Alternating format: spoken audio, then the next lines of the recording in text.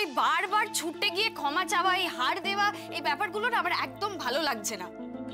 তুই নিজে যেই অপমানটাকে করেছিস সেটা মারাত্মক, আর সেটার জন্য তোকে সারা জীবনের মতো ক্ষমা না করতে পারে। আর ওকে এতটা উত্তক্ত করার তো কোনো মানে হয় না কুট্টিদা। ওকে একটু সময় দে, ওকে নিজেকে একটু গুছিয়ে নিতে দে। আর তুই সেই সময়টুকু ওকে না দিয়ে তুই আরো অপমান করছিস ওকে। তুই যেন বলছিস ঠিক আছে একটু অপমান করে ফেলেছি, ঠিক আছে আর চলো আমরা একসাথে থাকি, আবার সব ভুলে যাও। এরম ভাবে হয় না কুট্টিদা, সব অপমান এত সহজে ভোলা যায় না। তোর কি রাইকে খুব এরম গিফট পছন্দ করা মানুষ বলে মনে হচ্ছে? তাহলে তো তুই ওকে একদম চিনতে পারিসনি কুট্টিদা। এসব পার্থিব জিনিসের প্রতি না ওর কোনো মোহ নেই। ও যা কিছু চায় সেসবের দাম অর্থ দিয়ে হয় না কুট্টিদা। ভালোবাসা, ভরসা, নির্ভরতা, এগুলো টাকা দিয়ে কেনা যায় না। তাহলে আমি কি করব বলতো? না তুই বল আমাকে, আমি কি করব? ও বাড়ি ছেড়ে বেরিয়ে গেছে, এই শহরের একটা সিম্পল লেডিস হস্টেলে থাকছে। অতি সাধারণ সাদামাটা একটা লেডিস হস্টেল, তাও আবার কি এক কামরার ঘরে থাকছে। ও এত কষ্ট করছে, পাবলিক ট্রান্সপোর্টে ট্রাভেল করছে।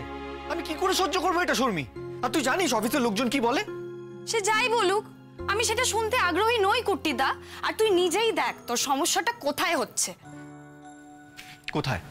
এই যে বললি সাধারণ হস্টেলে থাকছে, পাবলিক ট্রান্সপোর্টে যাতায়াত করছে, তার মানে তোর ইগোর জায়গাটা আবার চলে আসছে, তাই তো? তুই তো অনির্বাণ সেন, শহরের নামি দামি ব্যক্তি, তাই তোর স্ত্রীর হস্টেলে থাকাটা তোর মাথা নিচু করছে। অফিসের লোকেরা কি বলছে সেটা ভেবে তুই তোর মাথা ঘামাচ্ছিস, আর সেই জন্য তুই রায়কে ফেরত আনার জন্য উঠে পড়ে লেগেছিস। তোর কি হয়েছে রে কুট্টিদা? তোকে এমন বদলে যাওয়া লাগছে কেন? তুই কবে থেকে নিজেকে এমন অসাধারণ ভাবতে শুরু করলি বলতো? আর কেন করলি? আর যদি তাই হয়ে থাকে তাহলে আমি বলবো প্লিজ রায়কে ফেরত আনার চেষ্টা করিস না, কারণ ও কিন্তু পারবে না তোর সাথে মানিয়ে চলতে। না না না শর্মি, প্লিজ এভাবে বলিস না, তুই এই কথাগুলো বলিস না প্লিজ। আরে আমি কি করবো একটু বলে দে না আমাকে। আমি কি করলে ও আমার লাইফে আবার ফিরে আসবে? কি করে ওকে ফিরিয়ে আনতে পারবো আমার লাইফে? একটু বুদ্ধি দে আমাকে শর্মি। দেখ আমি ওকে আমার ইগোর জায়গা থেকে ফিরিয়ে আনতে চাই না, আমি ওকে আমার ভালোবাসা দিয়ে আমার লাইফে ফিরিয়ে আনতে চাই। বিশ্বাস কর। তুই তোর মাথার থেকে রায়কে ফিরিয়ে আনার কথাটা বাদ দে। ভালোবাসা নয়, রায়কে তোর দিকে ফেরাবি এই ভাবনাটা তোর জেদ হয়ে যাচ্ছে, তোর ইগোর জায়গা হয়ে যাচ্ছে। এইভাবে জোর করে হয়তো রায়কে এনেও ফেলবি একদিন তুই, কিন্তু তারপর আবার ওকে অসম্মান করে ফেলবি। আগে তোকে ভাবতে হবে তুই সত্যি ওকে ভালোবাসিস কিনা, নিঃস্বার্থ ভাবে, তবেই এগো কুট্টিদা। করবো না, করবো না, আমি আর কোনো দিনও রায়কে অসম্মান করবো না শর্মি, কখনো না। রাই আমাকে শুধু একটা সুযোগ দিক, একটা।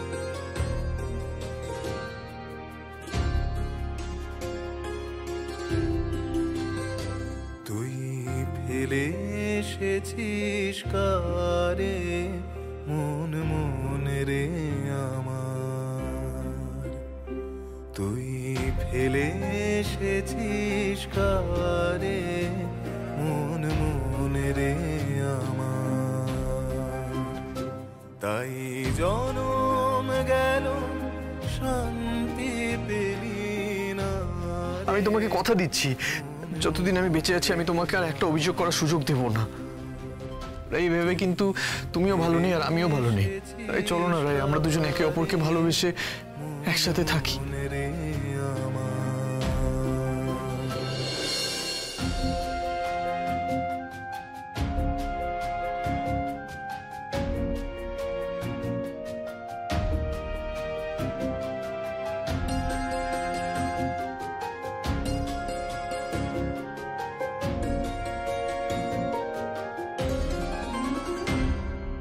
যে পথ দিয়ে চলে এলি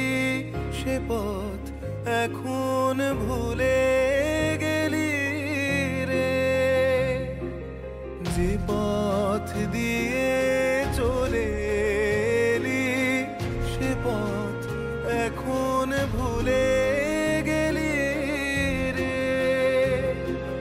কেমন করে ফিরবি তাহার দ্বারে মন মন রে আমার।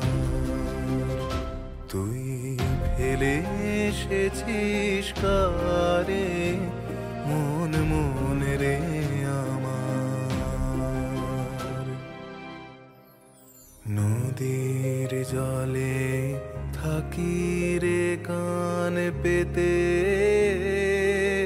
কাঁপে রে প্রাণ পাতার মর মরেতে। মনে হয় যে পাবো খুঁজি ফুলের ভাষা যদি বুঝি রে। যে পথ গেছে সন্ধ্যা তারার পারে মন মন রে আমার। তুই ফেলে এসেছিস কারে মন মন রে আমার। কেন এইভাবে প্রতিদিন সকাল বিকেলে এসে অপেক্ষা করছো? কি লাভ হচ্ছে এতে? তোমার কাজের ক্ষতি হচ্ছে না এতে? যদি অল্প কথাই বলি রাই, তাহলে বলবো খাখা মনের সবটা খালি, মরা নদীর চড়ার বালি। অথচ ঘর দুয়ার জুড়ে তৃষ্ণা বাজায় করতালি।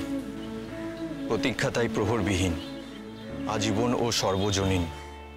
সরোবর তো সবার বুকেই, পদ্ম কেমন পর্দানশীল, স্বপ্নকে দেয় সর্বশরী, সমুখে সে ভাসে না। যে টেলিফোন আসার কথা সচরাচর আসে না। তোমার মনে হচ্ছে না তুমি মিছে অপেক্ষা করছো? না, কোনো কিছু মিছে নয় রাই।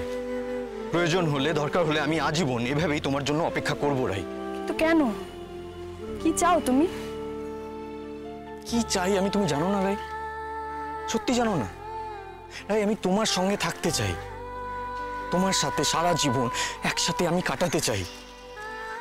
তাই আমাদের অসম্পূর্ণ স্বপ্নগুলো একসাথে পূরণ করতে চাই। আর ক্ষতির কথা বলছো? তোমাকে হারানোর থেকে বড় ক্ষতি আমার জন্য আর কিচ্ছু হতে পারে না রাই। তুমি আজকে এই কথা বলছো, কিন্তু চিরকাল অনেকটা লম্বা সময় অনির্বাণ। তার উপর শুরুতেই আমি যে ধাক্কা পেয়েছি, তারপর আমার ভেতর থেকে সেই ভরসাটা আসছে না। আবার যে একই রকম ভাবে একই রকম অবিশ্বাস তোমাকে আমার থেকে দূরে নিয়ে যাবে না, সে বিশ্বাস আমি কি করে করি বলো তো? রাই, সে বিশ্বাসে ভরসা আমি একটু একটু করে তোমার মধ্যে গড়ে তুলবো রাই। আমি জানি সেটা একদিনে হবে না, তবু আমি বলবো যে তুমি আমাকে একবার ক্ষমা করে দাও, আরো একবার ক্ষমা করে দিয়ে আমার হাতটা আরেকবার ধরো রাই, প্লিজ। রাই রাই, আমার শূন্য হয়ে যাওয়া মনে তুমি আরো একবার আলো জ্বালাও রাই। আর তারপর আমাদের দুজনের জীবনে রসনাই আনার দায়িত্ব আমার।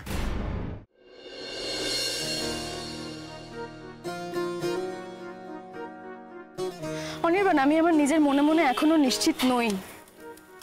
আমি নিজেই জানি না আমার কি করা উচিত, কারণ আমার বুদ্ধি বলছে আমার ফিরে না যাওয়া উচিত। আমার এমন কিছু আবার না করা উচিত যাতে আমার অতি কষ্টে জোড়াতালি দিয়ে আগলে রাখা মনটা আবার গুড়িয়ে না যায়। রাই, একবার রাই নিজের মাথা দিয়ে না ভেবে নিজের মনের কথাটা শোনো। For gods sec please. আমি জানি না আমার জন্য তোমার মনে কতটুকু জায়গা অবশিষ্ট আছে, তবু যে মানুষটা আমাকে একদিন সত্যি ভালোবেসেছিল, আমাকে এত ভালোবাসতো, সেই দাবি থেকে বলছি, একবার আমার ভুলটা শুধরে নেওয়ার সুযোগ দাও আমায়, প্লিজ। আমার মনও যে খুব একটা অন্য কথা বলছে তা কিন্তু নয় অনির্বাণ, কিন্তু তাও তোমার এই বারবার আসা যাওয়াটা আমার সমস্যায় ফেলছে। আমার জন্য তোমার সমস্যার মুখে পড়তে হচ্ছে? যাক, তাহলে আমি তোমার জীবনে না থেকেও তোমার জীবনে আছি। আমাদের করা ভুলগুলো তো এইভাবেই সারা জীবন আমাদের পিছুটান হয়ে থেকে যায়। আমার কাজের জায়গায়, আমি যেখানে নতুন ভাড়ায় আছি, সব জায়গায় তোমাকে নিয়ে কথাবার্তা হচ্ছে। মানুষের কৌতূহল বাড়ছে, প্রশ্ন ছুটে আসছে আমার দিকে, আর কত তির্যক কথা কানে আসছে। আমার মাঝে মাঝে মনে হচ্ছে শহর ছেড়ে চলে যাওয়াই বোধহয় আমার উচিত ছিল। না না না রাই, একদম না। কোথাও যাবে না তুমি রাই। লোকের কথা শুনে পালিয়ে যাওয়ার মতন মানুষ তো তুমি নও। তবে আমি আজ এতটাই অসহায়, এতটাই নিরুপায় যে আমি সেই লোকের দোহাই দিয়েই বলছি, অনুরোধ করছি তোমাকে যে এই অযোগ্য অপদার্থ মানুষটাকে তুমি আরো একবার ক্ষমা করে দাও রাই। প্লিজ রাই, বাড়ি ফিরে চলো আমার সঙ্গে। এখন তো সেটা ছাড়া আর কোনো উপায়ও দেখতে পাচ্ছি না। আমি চাই না অনির্বাণ আমার কাজের জায়গায় আমাকে নিয়ে খুব বেশি কথা হোক। আর তার থেকেও বড় কারণ আমার মা। আমার এই হস্টেলে থাকাটা মাকে যন্ত্রণা দিচ্ছে। আমি আবার বাড়িতেও ফিরতে চাই না। আসলে তো মেয়েদের নিজের বাড়ি বলে কোনো জায়গা হয় না, তাই যখন যে কেউ এসে বলে দিতে পারে বেরিয়ে যাও। যাকগে, অনেক ভেবে আমি একটা আপোষ করছি নিজের সঙ্গে। রাই, আমি আর কখনো তোমাকে এটা মনে হতে দেব না। তোমার কোনো বাড়ি নেই, ওটা তোমার সংসার রাই। বাড়ি আর সংসারের মধ্যে তফাৎ আছে অনির্বাণ। একটা মেয়ের তো সারাটা জীবন এই অনিশ্চয়তাতেই কেটে যায় যে তার আদৌ পার্মানেন্টলি মাথা গোজার একটা ঠাঁই হবে কিনা, এমন কোনো জায়গা হবে কিনা যেখানে সে নিজের অধিকারে থাকতে পারবে। যাকে আমি এসব নিয়ে কথা বলতে চাই না, কথায় কথা বাড়ে। আমার তোমাকে কিছু প্রশ্ন করার আছে, বা বলতে পারো কিছু কথা আছে তোমার সঙ্গে। বলো। অনির্বাণ, তোমার মনে আমার প্রতি যে সন্দেহটা ছিল সেটা চলে যাওয়ার কোনো কারণ কি হয়েছে? তুমিও জানো রাই, আমি তো সবটা শুনেছি। নীলুর গলার আওয়াজ, নীলু সবটা বলেছে, আমি নিজের কানে শুনেছি। সেটা তো ছবির ইতিহাস, কিন্তু তোমার মনে সন্দেহটা তো অন্য জিনিস নিয়ে। তোমার মনে সন্দেহটা আমার আর সূর্যর সম্পর্ক নিয়ে। তো সেটা হঠাৎ করে উবে যাওয়ার কোনো কারণ তো আমি দেখতে পাচ্ছি না। তাহলে সেই সন্দেহটা দূর করবে কি করে? প্লিজ রাই, প্লিজ আর লজ্জা দিও না আমায়। একে আমি নিজের দিকে চোখ তুলে তাকাতে পারছি না। এত খারাপ, এত নিচু মনের, এত নিচু মানের মানুষ আমি কি করে তোমাকে সন্দেহ করলাম, আমি সেটাই ভেবে উঠতে পারছি না এখনো রাই। যার নিজের ভেতরে এত কলঙ্ক, সে তোমার চরিত্রের দিকে আঙুল তুলে এই পাপটা করতে পারে আমি কোনোদিনও ভাবতে পারিনি রাই। কিন্তু সত্যিটা হলো আমি পাপটা করেছি। আমি পাপ। আমার রাই গঙ্গার মতন পবিত্র। এই পবিত্রতা শব্দটাই এত ধোঁয়াটে যে মাঝে মাঝে আমার সন্দেহ হয় যে আসলে তোমরা কিসের নিরীক্ষে পবিত্রতা মাপো। যাকগে, এত নাটকীয় হওয়ার কোনো প্রয়োজন নেই অনির্বাণ। সন্দেহের মেঘ তো আজকে সরেছে, কালকে তো আবার চলে আসতে পারে, তাই না? তখন আবার মা গঙ্গাকে নিয়ে মুশকিলে পড়ে যাবে। প্লিজ এভাবে বলো না রাই। দেখো, আমি বুঝতে পারছি না আমি কি বলবো, কি করব, আমি সত্যি বুঝতে পারছি না। কিছু না বলেও অনেক সময় অনেক কিছু বলা হয়ে যায়। ঠিক আছে, আমি কাল যাব তোমাদের বাড়ি, অফিসের পর। সত্যি সত্যি তুমি যাবে রাই? তাহলে কাল কেন, আজ কেন নয়? ইনফ্যাক্ট আমি তোমাকে নিয়ে যেতে চাই এখন, চলো আমার সঙ্গে। আমি আজকে তাড়াহুড়ো করে বেরোতে পারবো না অনির্বাণ। আমার কিছু কাজ রয়েছে, সেই কাজগুলো মিটিয়ে হস্টেলের টাকা দিয়ে তারপর সবকিছু সেরে যেতে হবে। বেশ, এতদিন যখন অপেক্ষা করেছি তাহলে আরেকটু সময় না হয় অপেক্ষা করব। আচ্ছা রাই, আমি কি তোমাকে আজকে অফিসে ড্রপ করে দিতে পারি? অনির্বাণ, তোমাকে আর একটা কথা আমার বলার আছে। বলো। আমি কিন্তু আমার চাকরিটা ছাড়তে পারবো না, করব। তুমি জানো যে আমার ফ্যামিলিকে আমাকেই সাহায্য করতে হয়। কিন্তু আমরা যে কথা দিয়েছিলাম রাই, আমরা দুজনে একসাথে সেই দায়িত্ব নেব। কথা তো না হয় অনেক কিছু দেওয়া হয়েছিল, এখন না হয় সেই কথার মানটা শুধু আমিই রাখি। কিন্তু তুমি আমার অফিসে জয়েন করবে না? না, আমি ওই অফিসে আর ফিরবো না। আর একটা কথা, আমি আমার অফিসে এখন যেরকম ভাবে বাসে অটোতে করে যাই, আমি কিন্তু ঠিক সেরকম ভাবেই যাব। তুমি আমাকে ড্রপ করে দেবে না। বেশ, যেটা তোমার ঠিক বলে মনে হয়।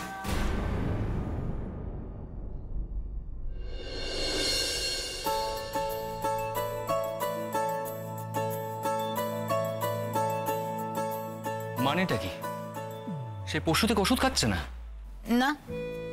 ধরো। বাবা,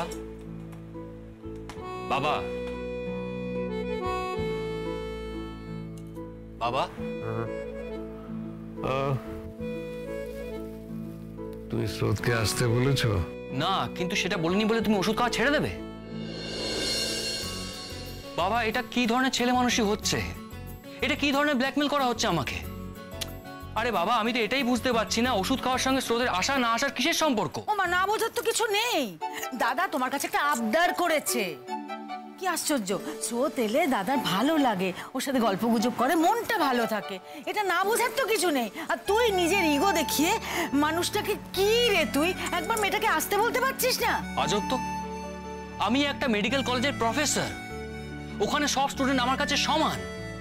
আমি কেন সেখানে গিয়ে একটা স্টুডেন্টকে বলবো তুমি আমার বাড়িতে এসো? ওটা আমার কাজের জায়গায়, তোমরা কেন বুঝতে পারছো না? কারোর বাড়ি নয় যে গিয়ে আমি নেমন্তন্ন করে আসবো। তুমি কলেজ যাও, তোমাকে কাউকে ডাকতে হবে না। আমি ওষুধও খাবো না, এমনি এমনি ঠিক হয়ে যাবো। বাবা, এটা কিন্তু ছেলে মানুষই হচ্ছে। তুমি একজন সিনিয়র ডক্টর হয়ে এরকম বাচ্চাদের মতো আচরণ করছো। ঠিক আছে, আমি তোমাকে ওষুধটা দিচ্ছি, তুমি ওষুধটা খাও। এ নাও, আমি দিচ্ছি। আমি ওষুধ খাবো, আমার মেয়ে এলে।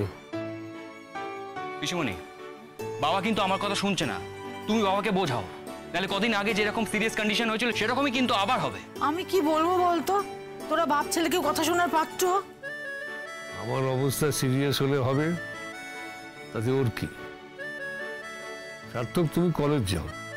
আচ্ছা বাবা, তুমি তো সেই মেয়েটিকে ফোন করেছিলে, তারপরেও সে কেন আসেনি?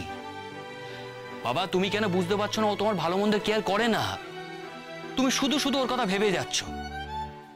বাবা, ও যদি তোমার ব্যাপারে কেয়ার করতো না, তাহলে এর মধ্যে অ্যাটলিস্ট একবারের জন্য আসতো। করে জানবো? তুমি হয়তো তার সঙ্গে এমন বিহেভ করেছো, সে আসতে চাইছে না, আমাকেও অ্যাভয়েড করছে। আমি ওর সঙ্গে খারাপ বিহেভ করেছি এটাও বলেছে? এবার বলার কি আছে? তুমি যে ওর সঙ্গে মধুরভাবে কথা বলো না, সেটা তো আমরা সবাই জানি, দেখেছি। সেই তো, আমিও দেখেছি। আশ্চর্য, সেসব তো অনেক আগের ব্যাপার। তোমার মেয়েকে এখন আমি আর কলেজে কিছু বলি না। আর আমি যে ওকে আগে বকতাম, অকারণে তো বকতাম না, নিশ্চয়ই কোনো কারণ ছিল, তাই বকতাম। তুই আর ওকে বকিস না? সত্যি? একেবারেই না। আর এখন তো অতটা অসভ্যতাও করে না, মুখে মুখে তর্কও করে না, ক্লাসে পড়াশোনাও করে। খুব বদলে গেছে মেয়েটা, তাই না?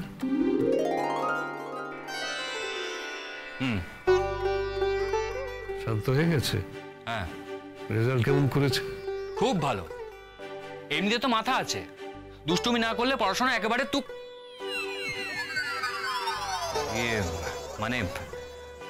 ওই আর কি, আহামরি কিছু নয়। বাই দেবে, তুমি এত কেন বকবক করছো? তুমি চুপ করে ওষুধ খাও। বললাম তো, মেয়ে এলে খাবো। উত্তর চাই? মেয়ে মেয়ে করে মাথাটা একেবারে গেছে। ঠিক আছে, তোমার যা ইচ্ছে তুমি তাই করো, আমি চললাম।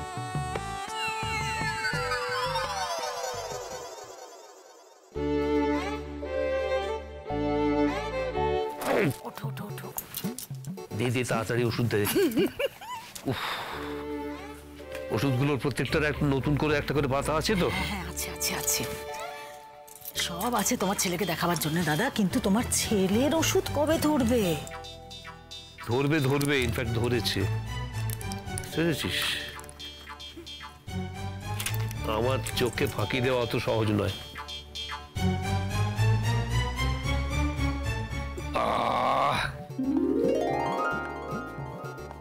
দেখ না কি হয়। হ্যাঁ, সে তুই ভালোই করেছিস, তবে একটা বিষয় আমার ভীষণ খচখচ করছে। তোর একটা বিষয় খচখচ করছে, আমার তো পুরো বিষয়টাই খচখচ করছে। যাই হোক, তোর কি মনে হচ্ছে বল আমাকে। তুই না হয় রাজি হয়ে গেলি, কিন্তু অনিদার মা বাবা, স্পেশালি মাটা ভীষণ নোংরা বাজে মহিলা। ওনার কথাবার্তাই বোঝা যায় আমাদের গোটা পরিবারকে উনি পছন্দ করেন না। দিদি ভাই, আমার মনে হয় উনি তোকেও অ্যাকসেপ্ট করতে পারেননি। তা না হলে আর কিছু না হোক, ফোন করে অন্তত তোর খোঁজ নিত। দেখ, অনির্বাণের বাবা মা ওনারা তো পরে আসছেন। আমি যার হাত ধরে আবার ওই বাড়িতে ঢুকবো, সেই অনির্বাণকেই তো আমার নড়বড়ে লাগছে। যাই হোক, তাও একবার সুযোগ দেওয়া উচিত আমার মনে হয়। দেখ, আমি যে জীবনে আপোষ করতে পারবো না এই কথাটা কিন্তু জোর গলায় বলতে পারি না। কাজে একবার আপোষ করে দেখি কি হয়। দিদি ভাই দেখ, এতটুকু যদি তোর অপমান বা অসম্মান হয় তুই কিন্তু সহ্য করবি না, আর আগের বারের মতন কারো হাত পায়ে ধরবি না, আমি তোকে বলে দিচ্ছি দিদি ভাই। না না না, সেটা আর করব না। এখন এই সমস্ত বিষয়গুলো অভ্যস্ত হয়ে গেছে আমার, চিন্তা করিস না। যাই হোক, বাদ দিয়ে এসব কথা। শোন, মাকে গিয়ে বলে দিস যে কিছুদিন পরে আমি মায়ের ওখানে যাচ্ছি, কেমন? সে ঠিক আছে, মায়ের আর কি, মেয়েরা যেমনই থাকুক শ্বশুর বাড়িতে থাকলেই মায়ের শান্তি। ছাড় না স্রোত, বুঝতেই তো পারিস মা কত টেনশনে থাকে আমাদের নিয়ে, তাই জন্য এসব বলে ফেলে। হয়তো এরকম থাকাটাই স্বাভাবিক। আর নীলুর কি খবর রে? মেজি ভাইকে তো সূর্যদা বোধহয় আজ ওই বাড়িতে নিয়ে যাচ্ছে। ভালোই আছে, ফুর্তিতে আছে, আবার কি প্যাচ করছে কে জানে। তবে দিদি ভাই, আমার মনে হয় এইবার সূর্যদা ডেফিনেটলি মেজদি ভাইকে ডিভোর্সটা দিয়েই দেবে। আর তুই ওর কথা ছাড় না। সরি স্যার, দিদি ভাই আমি তোকে পরে ফোন করছি। আচ্ছা আচ্ছা, ঠিক আছে ঠিক আছে। এই রে, সার্থক স্যারকে ধাক্কা মেরেছে, একেবারে বাঘের মুখে স্রোত। এই চল আমরা না ওকে নিয়ে গিয়ে সরি টরি বলে নিয়ে আসি। হ্যাঁ আরে ইয়ার দাঁড়া না, এতদিন বাদে টম এন্ড জেরি শোটা শুরু হয়েছে, একটু এনজয় করতে দে। চোখে দেখতে পাও না নাকি? Sorry sir. অদ্ভুত সব, একটা বেসিক সেন্স নেই। এটা তো একটা কলেজ নাকি? স্যার আমি তো সরি বলছি। সরিতে কি অ্যান্টিসেপ্টিক লাগানো থাকে যে ধাক্কা লেগে আমার এখানে ছড়ে গেছে? Sorry sir. আবার সরি? আর বলবো না, আপনি চলুন না, আমি অ্যান্টিসেপ্টিক লাগিয়ে দিচ্ছি। এই, তুমি কি আমার সঙ্গে মজা করছো? আমি অ্যান্টিসেপ্টিকের কথা বললাম আর তুমি সঙ্গে সঙ্গে সেটা বলছো? তাহলে আপনি বলুন আমি কি বলবো, আমি কি বললে আপনি শান্ত হবেন? তোমাকে আর কিছু বলতে হবে না, কিছু করতে হবে না। ধাক্কা মেরে তুমি আমাকে উদ্ধার করেছো, বুঝতে পেরেছো? যাও এবার ক্লাসে যাও। Okay sir. কি রে, আবার সকাল সকাল কলিশন? এই কি বলছিল রে তোকে স্যার? নতুন করে আর কি বলবে, ওই অকারণে মেজাজ দেখাচ্ছিল। নেহাত আমার মন মেজাজ ভালো নেই, তাই বাড়ির অনেক বিষয় নিয়ে ঘেটে আছে, তাই ওই হুকুমুকোটাকে আমি শুধু সরি বলে কাটিয়ে দিলাম। তা না হলে ছেড়ে দিতাম ভাবছিস? হ্যাঁ বিশ্বনী বলো। হ্যাঁ হ্যাঁ হ্যাঁ, সার্থক সার্থক, দাদার শরীরটা না কেমন যেন করছে। কেমন করছে মানে? কেমন করছে মানে, ও কেমন করছে মানে একদম নেতিয়ে পড়েছে। হ্যাঁ নেতিয়ে পড়েছে, তারপরে খুব একটা শ্বাসের কষ্ট হচ্ছে, মানে কিছু খায়নি জানিস, কিচ্ছু খায়নি। এতবার করে বলার পরও খায়নি? ওষুধগুলো নিশ্চয়ই ওইভাবেই পড়ে আছে। হ্যাঁ হ্যাঁ হ্যাঁ, ওরম ভাবেই পড়ে আছে ওগুলো। আসলে তোদের বাপ ছেলের যে এত জেদ কেন বুঝি না বাপু। একটা মেয়ে আসলে, হ্যাঁ একটা মেয়েকে ফোন করলে সে চলে আসলে বাড়িতে সমস্ত সমস্যার সমাধান হয়ে যায় না, ওটা তো করবি না। আচ্ছা আচ্ছা, তুই কি বুঝতে পারছিস না যে বাবার কিছুদিন আগে এত বড় একটা অসুখ হয়েছিল, হ্যাঁ সেখান থেকে মানুষটা উঠলো। আরে বাবা, এবার যদি আবার একটা কোনো বাড়াবাড়ি কিছু হয়ে যায়, আমি আমি আমি কিছু জানি না, তুই যা পারিস তাই কর। ড্যাম ইট, বুড়োটা বুড়ো হচ্ছে না খোকা হচ্ছে তোমার দাদা। আমি কাউকে কিছু বলতে পারবো না, তুমি বলো, তুমি ওকে ফোন করো। ওই দেখো, আরে বাবা আমি আমি আমি ফোন করলে সে শুনবে কেন, তাই না? আমি আমি আমি কেন ফোন করব বলতো? ওই যে বাবাকে তাহলে হসপিটালে ভর্তির ব্যবস্থা কর, তারাই জোর করে ওষুধ খাওয়াক, আমার দরকার নেই। যদি একটা মেয়ে আসলে মানুষটা বাড়িতেই সুস্থ হয়ে ওঠে, তাহলে সেটাই তো করা ভালো নাকি? না না না, সেটা তো করবি, তোদের তো সবটাতে বাড়াবাড়ি, আবার টানা হেঁচড়া কর, হাসপাতাল অমুক তমুক, সহ্য। তোমার হয়ে গেছে বলা, এবার রাখো তো।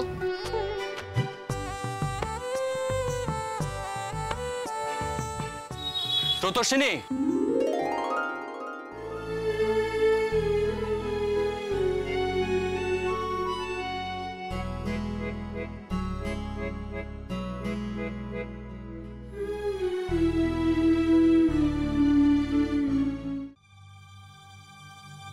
নীলু বলো। সূর্য কি ফোন করেছিল? ও কি ফিরেছে? হ্যাঁ ও ফোন করেছিল, বললো কালকে নিয়ে যাবে আমায়, তাই সব কিছু গুছিয়ে রাখছি। বলছি নীলু, তোমাকে একটা কথা বলতে চাই, কিছু মনে করো না। না না, মনে কেন করব? আমার মনে করা না করায় কারো কিছু যায় আসে? এখন সবকিছুর দায় আমার, সবার সবকিছুর দায় আমার। যে যা বলবে আমাকে শুনতে হবে। বলো কি বলতে চাও? এবার একটু মন দিয়ে সংসারটা করার চেষ্টা করবে প্লিজ। পুরনো তিক্ততা, রায়ের ওপর রাগ, বাকি সব কিছু মন থেকে সরিয়ে দিয়ে এবার শুধু সৌর্য আর তোমার কথা ভাববে। কত সহজে কথাটা বলে দিলে বৌমনি। আগে যা ঘটেছে সবকিছুর জন্য দায়ী আমি, সবকিছুর জন্য। আর এটাই তো সব থেকে সহজ, আমাকে সবকিছুর জন্য দায়ী করা সব থেকে সহজ। অনিদার দিদিভাইকে এভাবে ভুল বোঝা আমার দোষ। মা দিদিভাইকে বাড়ি থেকে বের করে দিল, সেটাও আমার দোষ। সবকিছুর পেছনে কে? এই নীলু। নীলুর পাঠানো কয়েকটা ছবিতে সবাই এমন আঘাত পেল যে সবার প্রিয় রায় এক মুহূর্তের জন্য যত নষ্টের গোড়া হয়ে গেল। সবাই যে দিদিভাইকে এত ভালোবাসে, সবাই যদি দিদিভাইকে এতটাই ভালোবেসে থাকে তাহলে তাদের বিশ্বাস তার প্রতি এতটা ঠুনকো হয় কি করে? আসলে নিজের অপরাধ বোধ থেকে, নিজের মনের পাপ থেকে মুক্ত পাওয়ার জন্য অন্য কারোর ঘাড়ে দোষ চাপানোর চেষ্টা করা হচ্ছে। আর অন্য কারোর ঘাড়ে বলতে তো আমি আছি, নীলু আছে। সেটা করা তো খুব সহজ, তাই হোক না, পাঠার বলি হোক। নীলু, তুমি যে এতগুলো কথা বলে গেলে, এত রাগ উগড়ে দিলে আমার উপর, আমি কিন্তু একটা কথাও অস্বীকার করছি না। রাইয়ের জীবনে যে তোমার জন্য সবকিছু হয়েছে আমি সেটাও মানি না, কিন্তু আমি শুধু এইটুকু বলছি যে নিজের ভেতরে যে রাগ, অভিমান, ক্ষোভ, এগুলোকে ভুলে গিয়ে একটু তুমি আবার নতুন করে সংসারটা করার চেষ্টা করো না। দেখো, কিছু কিছু সিদ্ধান্ত আমাদের কখনো মেনে নিতে হয়। হয়তো অনেক সময় অন্যেরাই আমাদের জন্য সিদ্ধান্ত নেয়, সেটাই আমরা মেনে নিই, তাই না? অনেক সময় নিজের ইচ্ছের বিরুদ্ধেও সেই সিদ্ধান্তগুলো আমাদের মেনে নিতে হয়। এটাকেই তুমি ভবিতব্য ভেবে মেনে নাও নীলু এবার। আর নিজের জায়গাটাকে এত দুর্বল করো না। সবার একটা আশ্রয়, একটা অবলম্বনের প্রয়োজন হয় নীলু। আর বয়স যত বাড়বে তুমি সেটা অনুভব করবে নীলু। আমার জায়গা, আমার কোথাও কোনো জায়গা আছে? নেই, জায়গা নেই, এখানেও নেই, ও বাড়িতেও নেই। আমাকে চিরকাল এভাবে ভেসেই বেড়াতে হবে। নীলু, জীবনটা না অনেক বড়, আর সারা জীবন এইভাবে ভেসে বেড়ানো যায় না। আর তুমি তো সারাটা জীবন তোমার সবকিছুর জন্য রাইকে দোষ দিয়ে ওর দিকে আঙুল তুলে কাটাতে পারবে না, তাই না? বৌমনি, তার মানে তুমি মনে করো যে আমি দিদিভাইকে যা যা বলেছি সব অকারণে বলেছি, মিথ্যে বলেছি? আচ্ছা বৌমনি, মানছি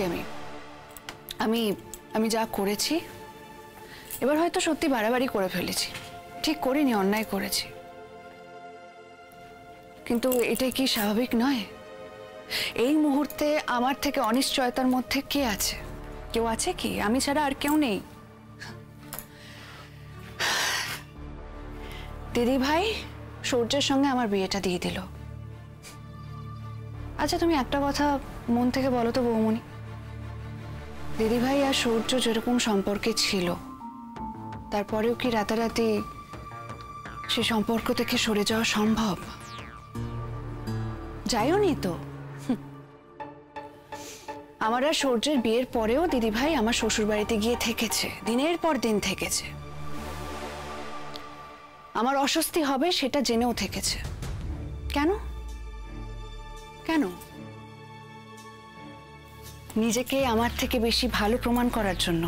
হ্যাঁ, নাকি নিজে আমার থেকে বেশি যোগ্য সেটা প্রমাণ করার জন্য? নিজের মহত্ব প্রমাণ করার জন্য?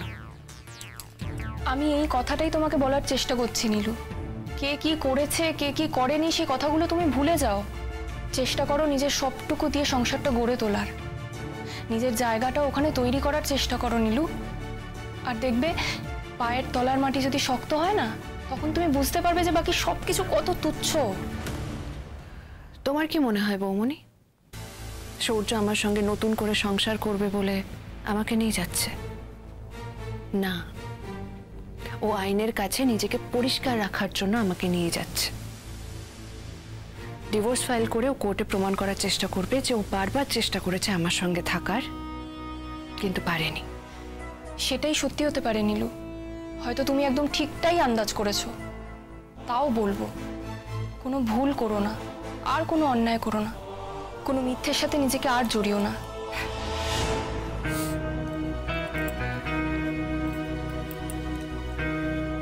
নীলু, যদি সব শেষ হয়েও যায়, সেটা যেন তিক্ততার সাথে না হয়।